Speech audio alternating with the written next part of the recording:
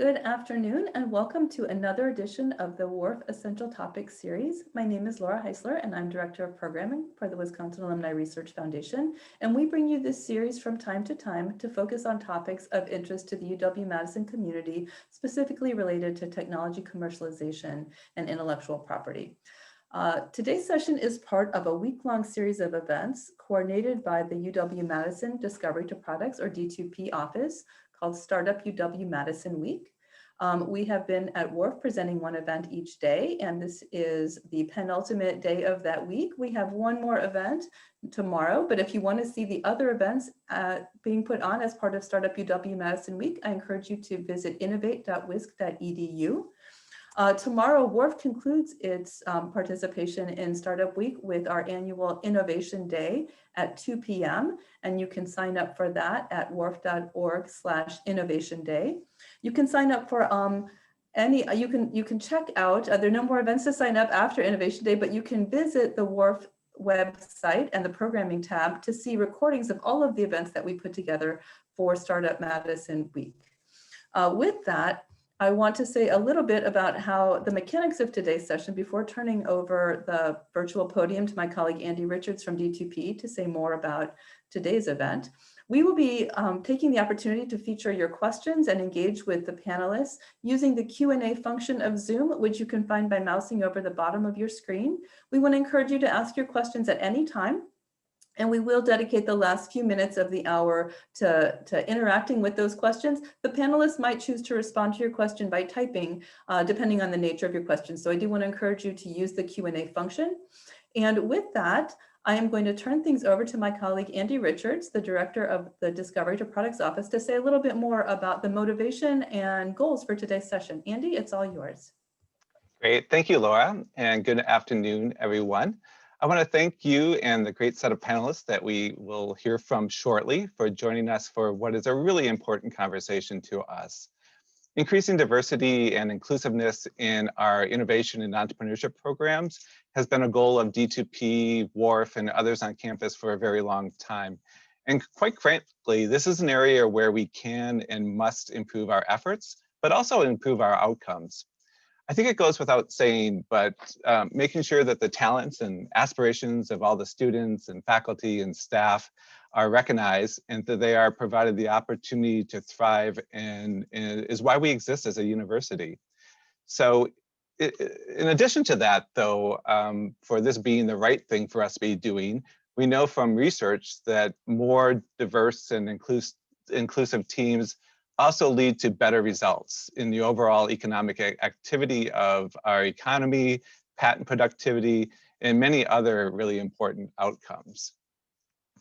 So as we and others have been thinking about how do we improve our current programs or create new programs, we knew that we wanted to learn more about what other universities are doing. We wanted to learn from them, where are they finding success, and what advice would they give us and others based on what they have learned. So I'm really excited to have such a great panel this afternoon for us to learn from, and a rock star like Idella Yamben to moderate the conversation this afternoon. Dr. Yamben is a business consultant in the UW, or University of Wisconsin, Center for Technology Commercialization. Idella specializes in training companies in lean startup methods, as well as small business innovation research programs or grants, SBIR, as most people know it. And the center in Idella are an amazing resource in our community, but they also are a statewide resource. I really would encourage you to reach out to them if you are interested in commercializing any of your innovation. So I could go on for a very long time singing the praises of Idella and her colleagues at CTC, but in the interest of time, I will pass the virtual mic over to Idella, who will get the ball rolling with a great group of panelists here this afternoon. So Idella, it's all yours. Thank you, Andy. And one thing I think I should say is that you don't achieve anything without a great team. And I think this panel here is an opportunity for us to discuss what does team look like in broadening inclusivity and engaging all types of people in this growing ecosystem of entrepreneurship and innovation. So I'm excited for our discussion today. One thing that always strikes me about these kinds of activities and initiatives are that we have predecessors. We have people that have come before us that can give us examples about what not to do and what to do and how to measure success. And so the arc of our conversation today includes panelists from here in Wisconsin, at The Ohio State, at WashU, to discuss many aspects of what inclusive innovation means and how to measure and what are some successes in that kind of programming. And we have a number of key angles. Without going into all the great details of what everybody is doing, I'm hoping that we'll hit the highlights of what each person is doing around elements of this inclusive innovation programming. But I want to start our conversation with some historical context of what others have done before us to try and bring others into this entrepreneurship and innovation sphere when it comes to access for women and minorities. We'll talk then about some current approaches through programs that are represented, and then some challenges and some opportunities along the way. So with that, I'm just going to kind of introduce panelists one by one. And I'd like to start with Sarada here at the UW-Madison in the School of Business. She has conducted some research and published some results of what history can tell us a little bit about entrepreneurship and that push for entrepreneurial inclusion. Oh, and I do need to mention that if anybody is in the chat, please feel free to use the Q&A function on Zoom so that we can go ahead and respond to that in a timely way. But let me get back to the panel. So Sarada, tell us a little bit about what the data suggests or what history tells us about inclusive innovation in the context of what that should mean as we think about new programming in this space. Yeah, so a little bit of historical background, and then I'll get into the work that we've done. Historically, there has been sort of the push for economic and social inclusion and exclusion, right? It's not just on one side. And this has been sort of a very defining feature of the US. So whether we think about, the Civil War and then subsequently the Jim Crow era, pushback against the Civil War, the women's suffrage movement, the creation of historically Black colleges and universities, the creation of women's colleges and universities, the civil rights movement. And these are, I think, historical precursors to a lot of the more modern diversity and inclusion initiatives we see today. And there's been sort of an ebb and flow through history, right? You take 10 steps forwards and sometimes 11 backwards. So I'm bringing up very broad sort of social inclusion and exclusion programs. What are the implications for innovation and entrepreneurship? So my co-authors and I were kind of curious at some point a few years ago, and we put together a data set linking all of these census records from 1860 to 1940. So all the decennial census records to patent holders in the US. And then we cast what we found against data from 2000s even. And really our goal, and this was actually done with a UW alumni, Nick Zebarth, we were college friends at the time, and Mike Andrews. And what we realized from our data is that throughout this period in history from 1860 up until now, we map out what inventor demographics look like. And you see systematically a severe underrepresentation of women and non-white individuals in patenting within the US. So when I say underrepresentation, I mean that if African Americans make up 10% of the population, they make up significantly less than 10% of inventors. And what was particularly striking is that in the time period of our data, this covers the Civil War, this covers women's suffrage, this covers the creation of HBCUs in the South, this covers the creation of women's colleges, and we didn't see any marked upticks in terms of participation. Now, don't get me wrong, it's not stagnant altogether, but we didn't see, and there's some variation, but we never saw market upticks, and certainly nothing that came close to population representation in that time period. So, and this work has actually gone into a bill that's being arbitrated in Congress right now, that's fielded by the USPTO. And what we had at this point in time was the most comprehensive data. There were lots of smaller studies studying individual areas, and so, this was a very striking data point for us. And in particular, when we put the data that we had from 1860 to 1940 up against data from the 2000s, results from the 2000s, you didn't see that much of a market shift either. So this is 140 years we're talking about. And the question then is, why does this matter? Does it really matter? If problems are human problems, does it matter that inventors are not representative of the population? Well, yes. And the reason we think about it in this context is, I gave a simple example we have in our paper of the dishwasher. The dishwasher was created by a woman because it turns out she was quite a rich woman and her servants were chipping the dishes. It wasn't her. But the dishwasher was created by somebody who directly had to deal with the problem of dishwashing. And even think about the creation of diapers. Now, ultimately, that was commercialized by, I believe, P&G. But people who innovate are likely innovating for problems that they experience on a day-to-day basis.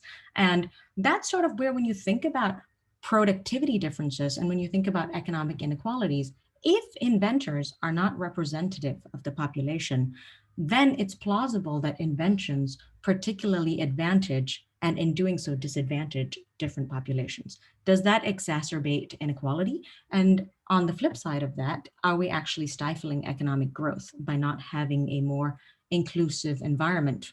And so, so this is sort of the angle in which our research is going in right now. But this was the first documented paper to show across such a large swath of the US over such a long period that there is, to some degree, stagnance in who participates in invention.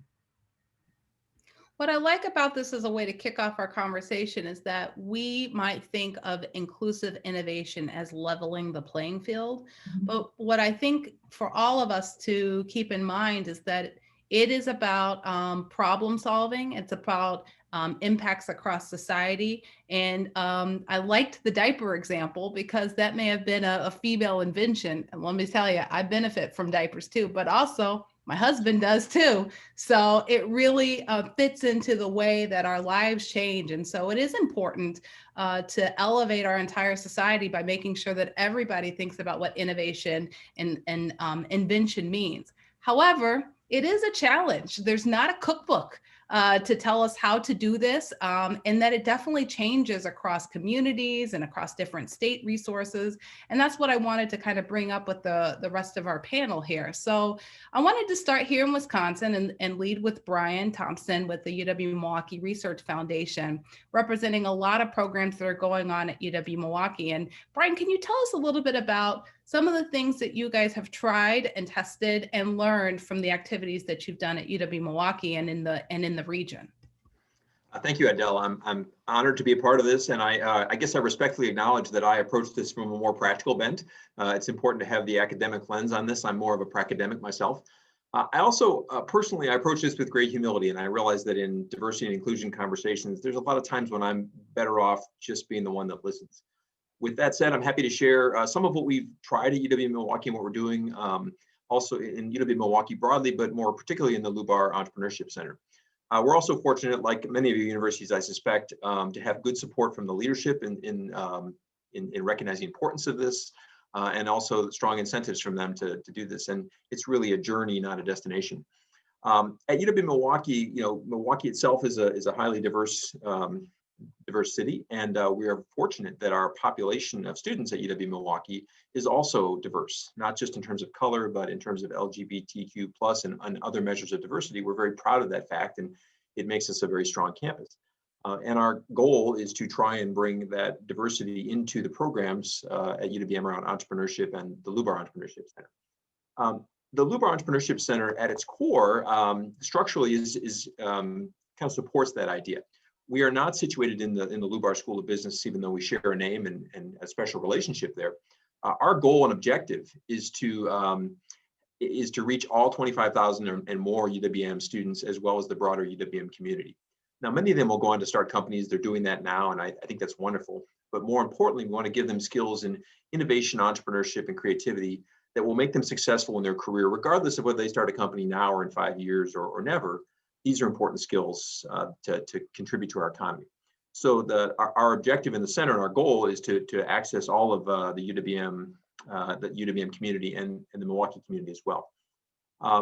If we're going to do that, you can imagine that in some areas, the idea of entrepreneurship or maybe starting a company might be a little off-putting.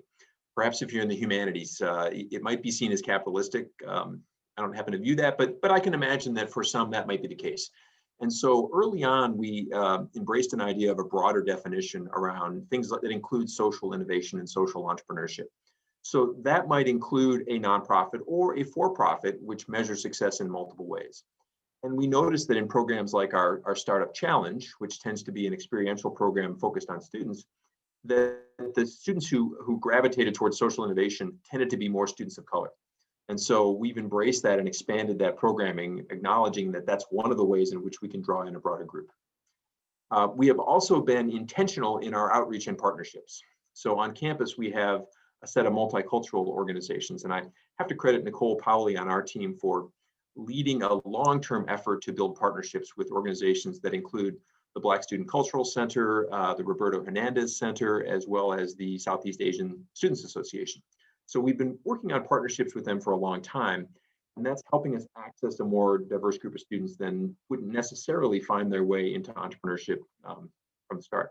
And recently, we co-hosted a pitch competition with the Black Student Cultural Center, but also a Milwaukee organization, the Young Enterprising Society, whose programs tend to target young men of color, but we partnered with them to try and learn from them about what we could do to attract a group like that on campus. So we're being intentional in our outreach and our partnerships is one point. A second point is we've also worked very hard to build diversity among the teaching and the programs. It doesn't happen automatically. So inside UWM, and I suspect at many institutions, faculty of color have a lot of demands on their time. And so I think that's not an uncommon problem.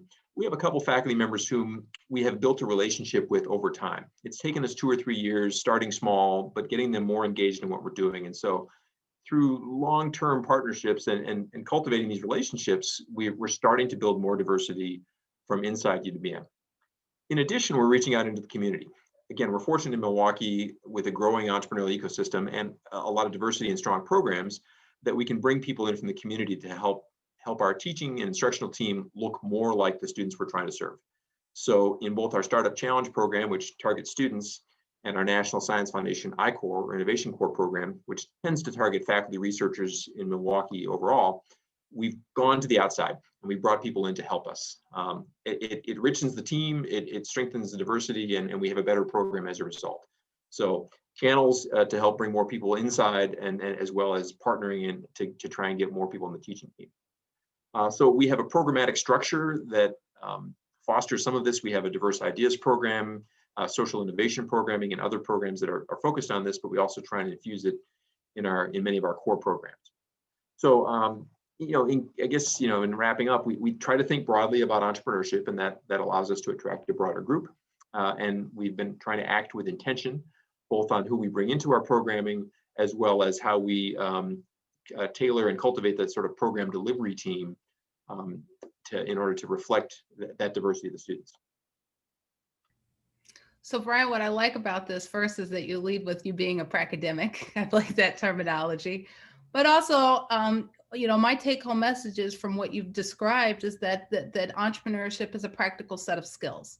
And in order to make this a practical set of skills for inclusivity, there are partnerships, there are community engagement, there are, ways to kind of do different outreach. But all of that stems from, if I might, as a philosophy of this being a practical set of skills. And I like that philosophy. Carolyn, I want to take it to you.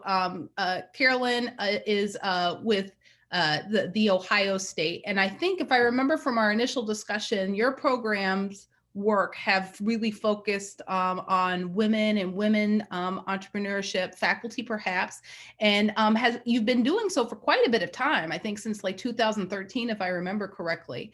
I think Brian's efforts tell us a little bit about how an inclusive ecosystem is really important. And we do have a number, and you mentioned I-Corps, so we've had some federally funded campus activities and programming across the nation. Can you tell us a little bit about some of the approaches that you guys have been taking, and especially with kind of the historical context, if you will, about your programming, some of the lessons learned for the work that you guys have been doing at The Ohio State?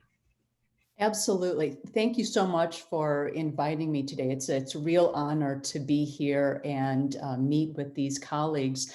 So our program was originally started by an NSF Advance Institutional Transformation Grant.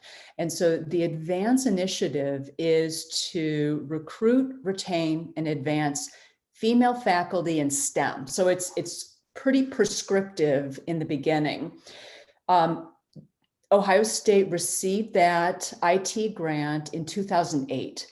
And the program directors spent the first 2 years researching what are the barriers that women face. And they came up with 3 programs initially out of this IT grant.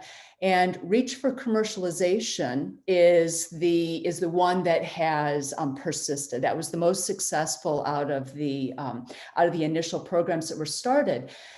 So the first cohort was in 2010, and this is our 7th cohort going through in 2020. So as I mentioned, we did some initial research to find out what these barriers are, and 3 things kind of came up preliminarily. And one is that women don't have the same networks that men do. And the second one was really kind of an identity. Women don't think of themselves as inventors per se, kind of that mindset. And then the third one, right along up the line with what Brian said, is the service tax. For particularly women in STEM, they're already at a minority in their departments, and they're called upon for all of these different committee activities.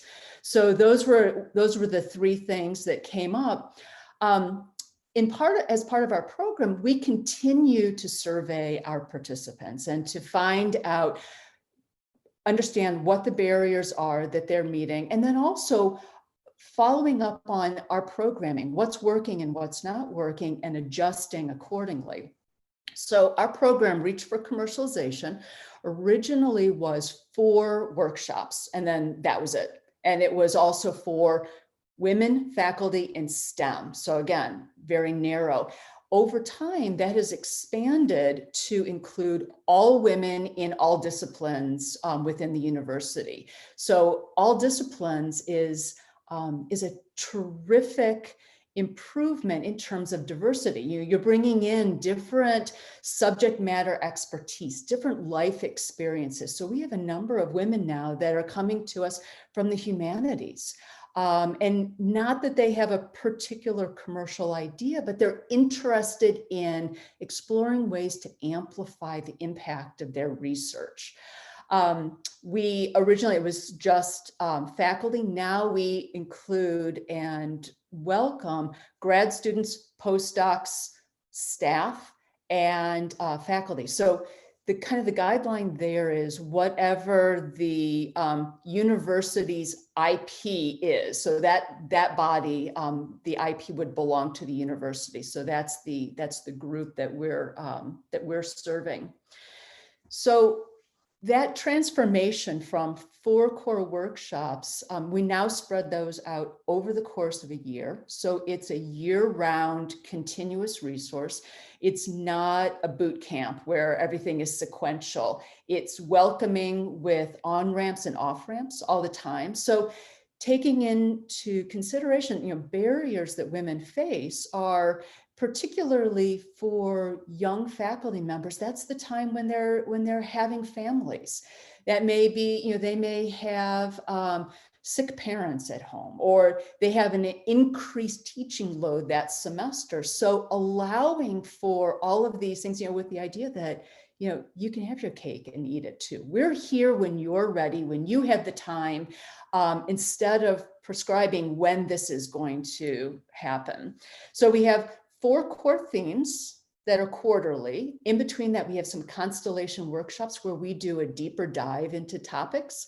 I provide one-on-one mentoring, or as I like to say, entrepreneurial therapy to go through that process with them. But then the other really critical component is that network. So this is providing a supportive network of women that are like them. They have similar similar responsibilities in their career.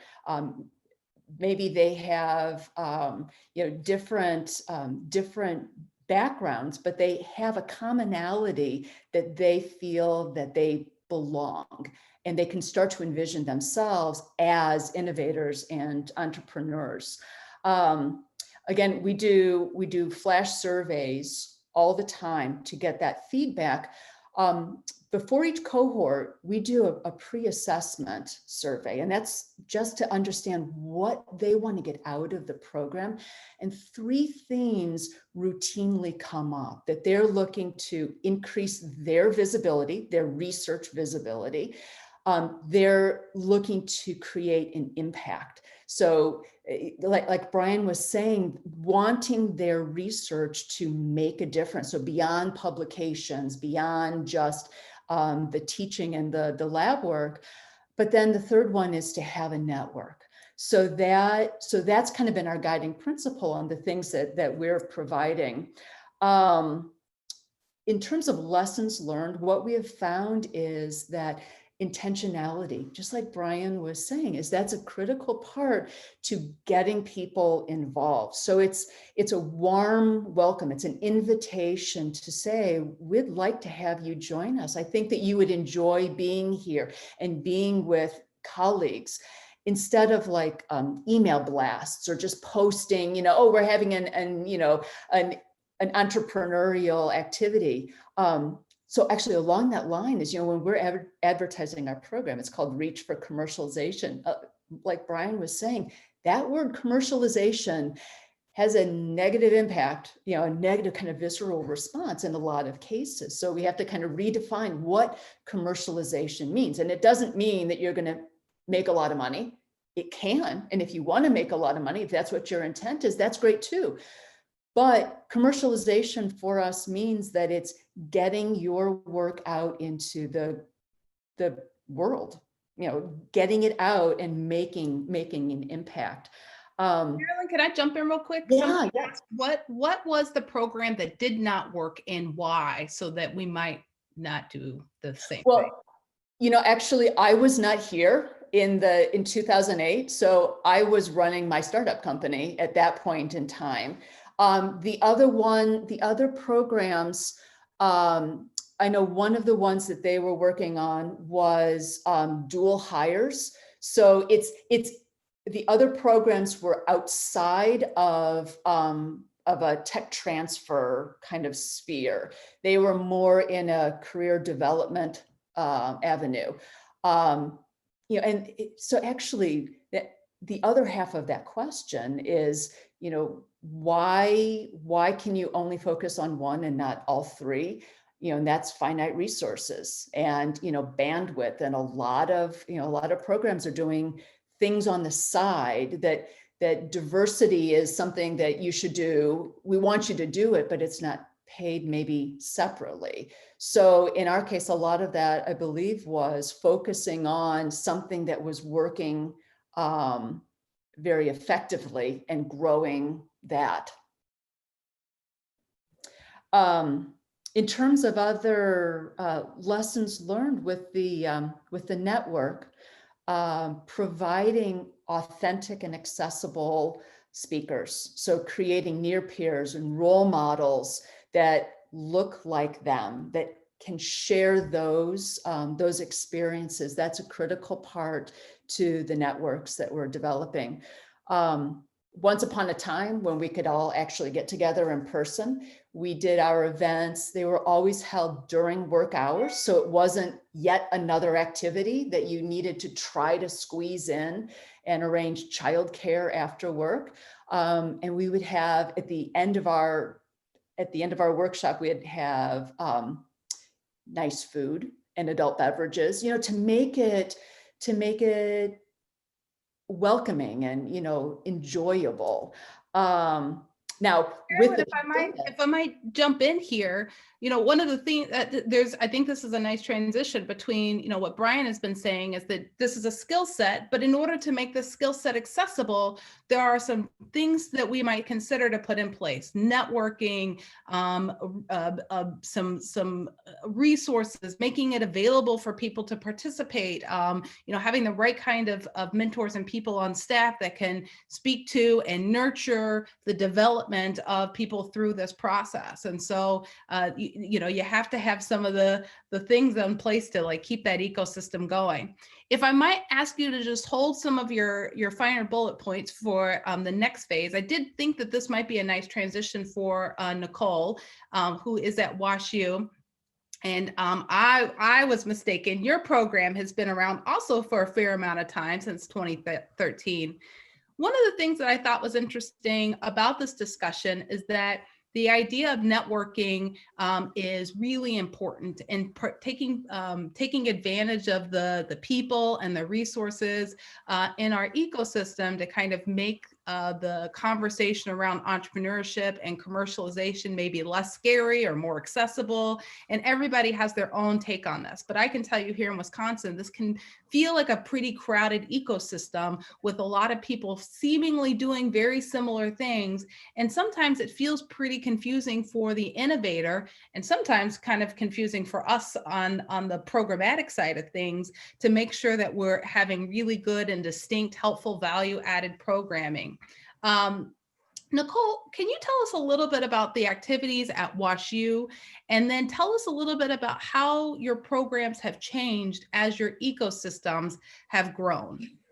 Sure. And thank you so much for allowing me to be part of this panel, because I always learn so much. And what I love about how you set this panel up today is you have, Brian thinking from a very broad perspective about innovation, not just from a faculty perspective, but also students. And you have Carolyn, who's been brought in under the university in a grant model, and then commitment from the university in sort of the research space. And then my angle is really from the tech transfer space. And so each of us have been brought into this conversation in a different way of thinking. And in the tech transfer space, very,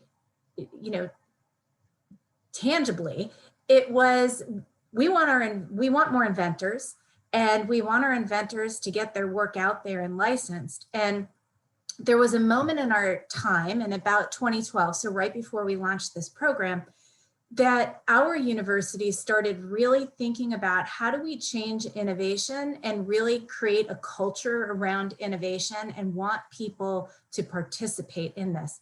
And at that time, we were really doing a lot of what Carolyn said, what is happening? What are the barriers for why certain populations don't participate? And, we thought it was a key opportunity, a key moment for us to, think, well, we're starting to launch initiatives at the university to get innovators engaged in inventing and entrepreneurship. Why don't we see if we can launch some programming to see if we can bring populations that typically aren't represented along? And as you mentioned, WashU sits in St. Louis in a very robust ecosystem. We have seed funding. We have, a few venture capital organizations that actually are high performing venture capital. We have incubator space. So all of that was available to our faculty members. But when you think about, some of the things that that Brian and Carolyn brought up in this, entrepreneurship is a practical skill. I would say inventing is a practical skill. And so when we thought about the barriers that we could control for, it was, how do you invite people very intentionally to participate in your program? How do you make them feel like that invitation is genuine and you're not just saying, oh, I have a program for women, or I have a program for Black people, and you fit that. No, it goes beyond that and deeper than that into here's exactly why I'm asking you to participate, because you have a technology and you're doing research that's cool and I think it could be translated. And oh, by the way, somebody else recommended that I talk to you. So when we started out on our initial programming, we went to lots of different stakeholders to tell them what we were doing and to say, here's why we think it's important we engage these populations. So we had a bunch of people on board who were committed to what we were doing and gave us names. And we would go to those names with that very intentional perspective. And then we went to our community that is so robust and that our faculty are not engaging as much as they should, to tell them what we were doing and to say, the second critical piece that Carolyn mentioned is the network. And we need you to come in here and do happy hours with our staff after we do programming. Even if you can't make the event itself, please attend the happy hour. We're going to introduce you to people that need to know who you are. And we had a huge turnout from our ecosystem, VCs, angels, investors, CEOs. And then the third piece really is that, sort of how do you give a practical set of skills to people? So that is what we built our program around: the invitation to participate, the education, the network, all of which has been demonstrated to be lacking in underrepresented populations. And when we first started it, it was a cohort model. It was for faculty members. And I'm glad we started it that way because we got a deep commitment. We had about 20 women faculty in each cohort. We ran it that way for 3 years. But then what we started to see was a network that was building. So when women saw each other on campus, whether it was through one of our events, we knew that they weren't connected through their research, or they weren't connected, through any of the other networks. It was through WIT, our Women in Innovation and Technology program. And we said, we've got to figure out a way to bring the women that have gone through this and keep them participating. And so we have built a very real network and transformed our program into a cohort model to one that's a lot more flexible and adaptable, to bridge that network, but then also just bring real tangible information to people. So for example, one of those might be an ad hoc event where if somebody from Eli Lilly is coming to talk to my office about what technology we have, I would ask them, hey, can you just spend an hour with a select number of faculty members, and don't talk about Eli Lilly, but I want you to spend some time on talking about what a successful sponsored research partnership looks like. And in that very small room, women can open up and they can ask questions they might not ask in a very large group. And another thing we do, and Carolyn talked about this, the role models, we didn't have any women who had started companies when we first started our programming. And now we have 4 that have started companies. So we have founders in a way that we couldn't do. So when we first started, we actually flew people into St. Louis to give that perspective. And now we have our own. And one of them is a faculty fellow, and she meets with anybody who is thinking remotely about starting a company or inventing. She's super generous of her time. So I think the role model piece is really important. But what we learned through this whole process, and we have one other program that I'll just mention quickly, was that, so I guess it was 2018, we were asked to apply for an award for our Women in Innovation and Technology program. And one of the women gave me a quote that we used in the application. And she said that when I came into WashU, I was a researcher. And when I went through your program, I was an inventor. And I thought, wow, if I had given that same woman same man all of that information, he would have started a company. He would have been networked into that investor who would have networked him somewhere else. And women are very, tend to be more timid and want all the pieces together before they'll dip their toe. And so we launched something called Equalize in partnership with Osage University Partners, really to focus on that entrepreneurship piece. And again, to do a very intentional invite to say, you can start a company. You might not think you are, but I think you're ready, and I want to sponsor you in that. So this is a national event. We actually just kicked it off. So if you go to equalize.wustl.edu, and Wustl is W-U-S-T-L, you will see that we just launched applications for 2021, where women will get a one-to-one coaching and mentorship, which is critical. And that one person, what we saw last year, it was like a spoke, a radiating spoke of that network being built. So I'll give you one example. There was one of our pitch contestants was talking with a mentor from Vir Pharmaceuticals, and he would just say, okay, hold on, we just need to call this person. And he would in real time, you know, he's vice president for research. He would in real time call his counterpart at Merck and get them on the phone. And of course it was Zoom, right? So now all three of them are on this Zoom in real time. Who can do that? You know, it is amazing to have mentors that will lend their networks that quickly. And so really getting women into the right networks is critical. And I stopped there unless you wanted me to touch on anything that I missed. Yeah, I think let's, there's one thing that was asked in the chat that I thought was really important as part of our discussion, and that is we all exist in an ecosystem where funding comes from a lot of different places, but it's also kind of tenuous. And so we're always trying to find ways to show our value. And when you don't have the biggest numbers of participation and you're not guaranteed strong numbers for jobs and other economic impact, figuring out what the metrics are that tell the story of why this is important and why your program is important and why your program matters is really a challenge. And I wanted to hear from each of you a little of what you're looking at for positive ways of thinking about metrics, but even some challenges and how, you know, getting these metrics. And Sarada, I do want to put you on the spot and see, did you have any kind of initial comments from maybe your research or other perspectives of what has been evaluated and maybe one or two things that we could do differently? And I'll probably do like 2 minutes for each panelist. Yeah, so sorry, I was replying as you were asking this question to Brian's question in the chat. So you're talking about metrics in evaluating the effectiveness of programs, right? Yes, exactly, right. Yeah, I mean, I think that's difficult. Oftentimes, the incentive alignment is for that particular person running the program to sort of find it to have been beneficial in the ways that they made changes.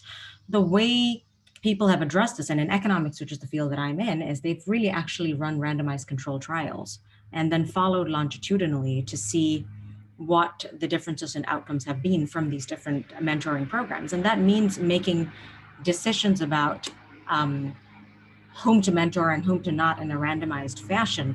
So empirically evaluating this requires, you know, for one, sort of longer term panel data, and two, some nature of identification, some sort of randomization that can actually get you to sort of assess carefully whether or not these programs work. And for one reference point, actually, for anyone who's looking to do this, the Jamal Latif Poverty Action Lab out of MIT runs a number of courses on program evaluation, both short-term and medium-term and long-term.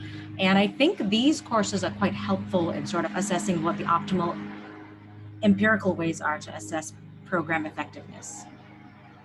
I think that's great. And if you could put that in the chat, that reference, we'll put that in the chat, that might be helpful. Let me go ahead and send it to Carolyn, and I'll just go around in my loop on my screen here. What are some things that you guys are using for measurements, or maybe a couple of challenges that you're seeing for metric measurements? Sure. In part, it depends on the stakeholder that we're talking to. Since we're not in the tech transfer office, but we're in part supported by our tech transfer office, it depends on who we're talking to. So the straight tech transfer metrics of invention disclosures, licenses, patent applications, patents issued, and startups. You know, so we have those metrics available. But one of the things that Nichole mentioned is another way that we're looking at it is starting to track what those networks are and who are these new relationships and these new collaborations that are happening. Another one that we're doing and is working in conjunction with a labor economist at OSU to do a study on what is that economic impact of an underrepresentation of both women and people of color. And that's something that actually we're talking with both WARF and WashU to look at numerous institutions.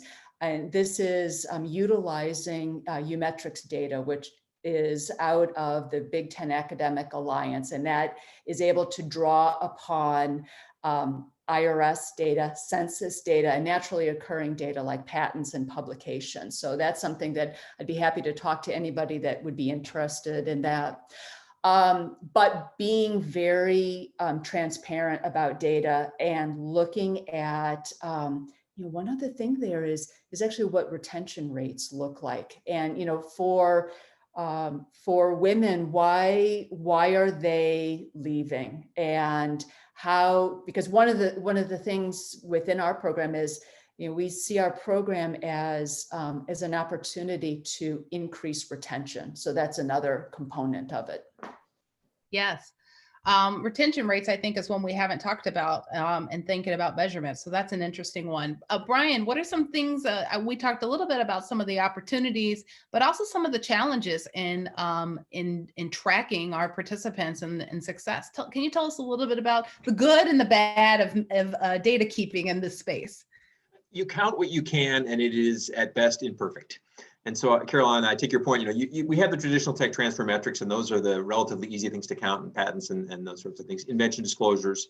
For a lot of our engagement programs, we're simply looking at raw numbers, and I acknowledge it's imperfect, but it's a raw indicator. So, but I can tell you that, when you can tell a story and talk about support, you can tell a story that we had 4,000 student interactions last year because we're trying to reach a lot of people.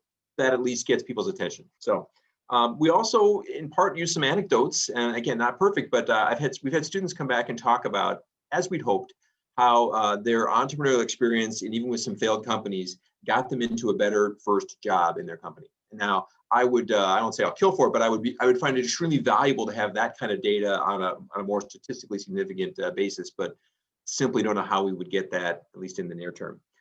On the faculty side, anecdotes, I resonated with something Nichole said, and Idella, you'll recognize this set of individuals. We have a couple of women who joke that the programming has helped turn physicists into capitalists, or more broadly, physicists into entrepreneurs. And and it happens to be some prominent faculty members here at UWM. So those kind of anecdotes are helpful, but it's not as good as, in addition, it would be nice to have some raw numbers. One of our challenges is, how do you get diversity numbers? We can look back across the programs and we have lists of people. We have not explicitly gathered that data or asked people to self-identify. I'm respectful that should be done in an appropriate manner, and haven't yet gotten an approach that we're broadly applying there. So I would say that's a challenge for us to think about how we want to do that in a way that's appropriate going forward. Nichole, I think you mentioned too in our initial discussions some similar challenges and some ways that you guys are approaching getting some of this information. Can you tell us a little bit about what data looks like in your world? Yes. So we do, again, being in tech transfer, we have the data because we're the ones filing patents and doing licenses. So we can look at that data, which is important, but like all the other panelists have said, it doesn't tell the whole story. But it's important that we know that data because, the USPTO has put out reports looking at percentages of women in patenting, and it's important that we can baseline to what, we're all talking about here. So the Association of University Technology Managers has started collecting data around gender solely from how many women are on disclosures and how many women are on patents. And so we do look at that data in our office. We collect it. We are able to get this from HR, so we don't have to go through asking people, how they identify. We believe that HR is the keeper of that data, and so we simply just go to HR. And yes, it was a little bit of a fight to get it year after year, but I think Brian mentioned we have leadership support. We enlisted leadership support, and we no longer have to argue about whether or not we're entitled to that information. So each year we are able to get a data dump. We're able to look at the percentage of disclosures, patents, and licenses. And, in our program, when we first started, we thought, we would be less than 20% of disclosures. It turned out we were about 30% of our disclosures. And this is not just faculty, this is all women, were submitted by women. And in the last 5 years that we've been keeping this data, the last 2 years, we increased that to 50% and over 50%. Unfortunately, this last year, if you look at our data, it was 38%, I believe, of our disclosures were from women. And you can see how COVID affected it. When we looked back at a month by month, it is very clear that the problem was COVID, because those are the months where women were less engaged. So we keep those metrics. I told you we looked at role models in terms of our startup founders going from 0 to 4. And then the other thing is, I think Carolyn mentioned, it's such a challenge to think about it just in the women faculty space, because I can't control who stays and who leaves, right? They get a better offer. There's challenges in their department. And so I do look at those numbers. I don't publicize those numbers because women who go through our program are so savvy and they get great jobs when they leave. So I tell that story internally. I don't usually tell that story externally. But I think it's a really important thing for us to look at. And so I love what is happening at Ohio State, where they're partnering with an economist. And Sarada, maybe you have this capability too, to be able to transcend when a woman or another underrepresented faculty member comes into a university and then leaves and goes somewhere else. Because I think what would be really valuable is to be able to follow that trend throughout the lifetime of their tenure over multiple universities. Thank you for that. We are about 9 minutes away, or 8 minutes away really, from ending our discussion here. There's been a call for any questions from the panel, and there's been some panelists kind of chatting with each other. I do want to add one thing, and if there's a comment around this, I think that would be great. And part of our challenge is our ecosystem partners, right? We're all touching our entrepreneurs in a certain way. We all have our own flavor. And the success is additive, right? So what Brian does and what I do, it really benefits together what the success is for that entrepreneur, and finding ways to be able to share data, and also to communicate that it is not my program, but there was an additive approach that made the success for this ecosystem, is something that is a challenge. I'm not quite sure how to overcome that challenge or what to do about that, but it is something that I think should be brought up. Comment on that front. I mean, yeah, please. A lot of the focus goes on this individual program, right? Has this individual program been effective? And to tie together this ecosystem issue is, and this sort of relates to Brian's question to me, the networks matter. And what I mean by this is that you can come up with an innovation, and that innovation, let's just say it's diapers. And if you have the program that's evaluating it be somebody not see that as a critical problem, that can be the roadblock, let alone the investor that comes in and says, I don't really see what is the ROI on this. So by that, what I'm trying to say here is that one program can have a diversity initiative. The problem is becoming an entrepreneur relies on a patent attorney filing that patent, a patent examiner giving you the patent, and that person has defined the problem critical, and then an investor that you talk to. And the data on investors shows a phenomenal amount of homogeneity, not just in their gender, not just in their race, but even the type of investments they make. So when you have communications across board, it's really hard to say the program failed at its initiative if in fact the program is so dependent on the ecosystem more broadly. And I would push for empirical research to sort of try to coordinate what the dependencies across these different, parts of the puzzle are. That's an excellent point. Brian? Well, the practical guy says that failure is an orphan and success has many parents. We just need to credit that, we just need to live that, which I think we do, but it's worth noting. Yeah. But I also think, when we go out into the ecosystem, particularly when we thought about Equalize, we thought very hard about who these mentors are that would be willing to open up their networks, that would, not be thinking in a homogeneous way, that would lend themselves to, because the cause is the right cause, and because they know that something needs to happen there. And so, yes, it can be a little bit of a problem, but I think, all of us on this call often think about who are the right people to bring in this fold. We know that they're going to open up their networks. And so we're taking baby steps. And, I think it's also being there for the fall. If somebody, women or another underrepresented population goes and they have a bad experience, for you to be there in a genuine way, so that you're sort of following their success and failures, and to say, it's not you. This has nothing to do with your technology, the way you presented. Let's just go over here. and we're going to try another avenue. I like this. So I don't see any more questions that have come in from the chat. And we're about 6 minutes out. And so I did want to try and leave with a bit of positivity or a little food for thought for the audience or whoever views this later. Everyone, do you have one idea or a resource or a piece of advice to kind of encourage innovators or program leaders in this process of creating programs, funding programs, measuring programs for success? Let me go ahead and start with Nichole this time. Sure. I think it's finding your allies. We have found a lot of allies to sponsor our programs. So in terms of how do we fund things, you know, we've gone out to law firms, to industry, and we know who wants to be there at the table and to put people up and to make a difference.